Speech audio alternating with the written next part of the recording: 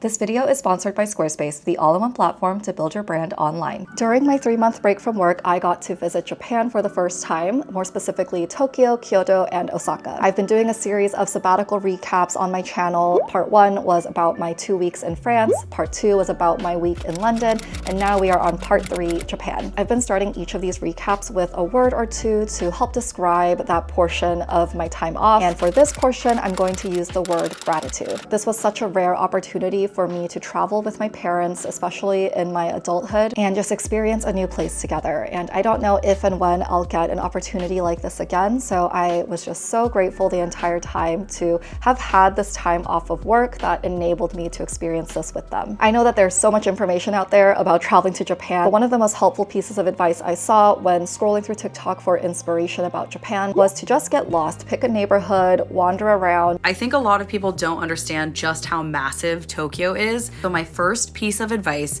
is to actually bake out time to explore and find magic and just see where the day takes you. Chances are most places you stumble into are going to be great, and they don't necessarily need to have all the social media hype. In terms of some other quick tips, make sure you have cash. Be aware of the different subways. There's the JR rail, there's the local subways for each city. So it can get a little bit confusing since they all are owned by different companies. Again, I did a week across Tokyo, Kyoto, and Osaka, so here are my tips for those spots. In Tokyo, we stayed in the Ginza area. My mom and I were tagging along to my dad's business trip in Japan, and so that's where the hotel was. Most of the time, we just stayed around that area, which has a lot of izakaya restaurants, as well as a lot of shopping. We spent literally an hour and a half in Quixote. It was so overwhelming, and this wasn't even the mega store. I cannot imagine going to the mega store. I think you need to know what items you want to buy, so we went in with some specific requests from people of different medicines and skincare and stuff like that. Otherwise, you should be prepared to spend just hours and hours because there's so many aisles of things. A lot of fun stuff, but a little bit overwhelming. The Uniqlo in the Ginza area was huge. I think it was 12 floors, and we spent a lot of time there. I got so many things from the Uniqlo because with the Japanese pricing, since it's a Japanese brand, plus the weak yen, the clothing was 50% off of the prices in the US. And also always carry your passport with you so you can take advantage of the tax-free shopping. Instead of going to some of the more popular spots like Shinjuku or Harajuku, we explored Kagurazaka, which is Tokyo's Little Paris. It was really cute and calm. They were even playing music through speakers on the street lights after around sunset, and it was just a great spot to explore with my parents.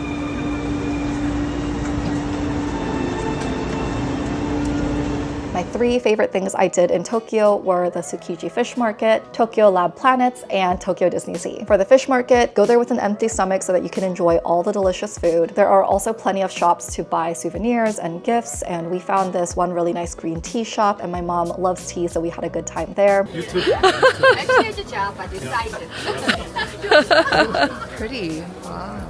We also ate our first sushi meal at a restaurant in the market. It wasn't a fancy omakase or anything, but it was just fresh and simple, and that's honestly all that I want from sushi. For Tokyo Lab Planets, make sure to book your ticket a few weeks in advance. I think I booked mine around 3 weeks in advance, and they're very organized, so just get there when your ticket time starts and they will have you line up and go in a very orderly manner. When you're going through the exhibit, feel free to take your time, go at your own pace, take lots of pictures. My parents had never been in an interactive exhibit like this before, and this was definitely one of the highlights. I think also because they weren't quite sure what to expect. I just told them it was sort of like a museum, but it was really fun to see their faces light up as we explored the art and experienced the exhibit together. Finally, for Disney Sea, I would arrive 1.5 to 2 hours before opening time so that you can line up and be one of the earlier groups to get into the park. You'll also want to download the Tokyo Disney Sea app, and once you get into the park, you can reserve their version of a free fast pass, which is called the 40th Anniversary Pass, and you can also pay for premier passes for certain high demand rides. Overall, Tokyo Disney Sea is not too big, so it was really manageable for a half day.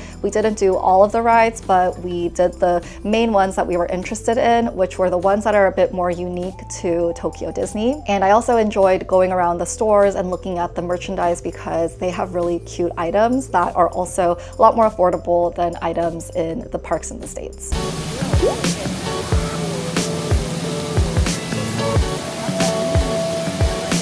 So if you are a Disney and Disney Parks fan like I am, then definitely make the trip out to go to Tokyo Disney Sea. I didn't get a chance to go to Tokyo Disney, but I chose Disney Sea because that one is purely unique to Japan. Moving on to Kyoto, we took the Shinkansen or bullet train from Tokyo to Kyoto, and these you can get away with booking a few days in advance, but you get assigned seats, and so we ended up being assigned 3 middle seats, which is fine because it's just a couple hours of a journey. For getting around Kyoto, I would say that getting a one-day pass for the Kyoto subway and bus would be ideal. And just a random tip, in Kyoto, you board the bus in the middle without paying, and then when you get off, you go out through the front and pay as you get off. Now, because Kyoto was formerly Japan's capital, there are lots of historic sites and monuments to see. On the day we arrived, we looked at the Imperial Palace and went to the Nishiki Market. Try without the sauce first. 이제 그 소스 없이 한번 먹어볼게요.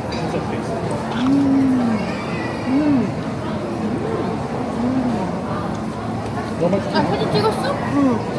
And on the second day, we somehow squeezed in the Bamboo Forest, Jinkaku Temple, Fushimi Inari Shrine, and the Gion District all in one day. We did take a nap in the middle of the day though. And we got to all these places using that one-day subway and bus pass. Food-wise, I think my highlight in Kyoto was this Japanese barbecue restaurant that we went to. The Wagyu beef was so tender, but even the non-Wagyu meat was really delicious. If we were to have that type of meal in the States, it would be like at least double the cost. So that was one thing that I felt was really worth it.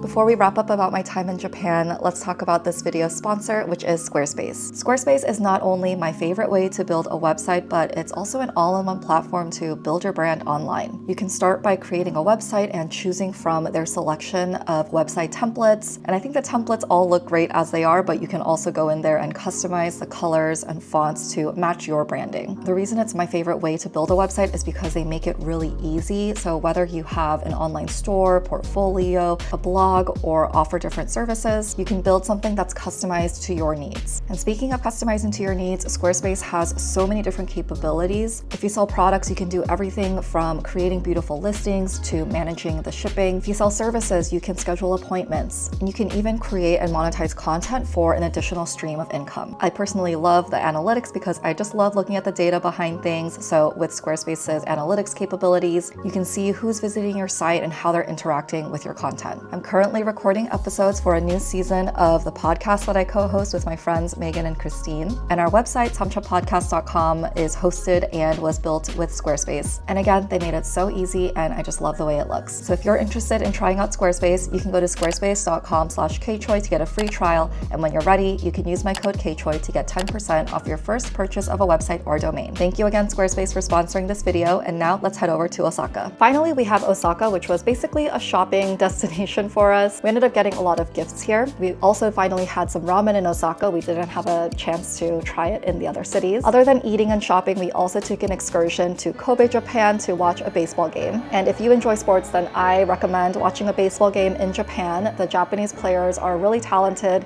and the fans have individual unique songs for each player and different movements and dances that go along with them, which is really, really fun to watch.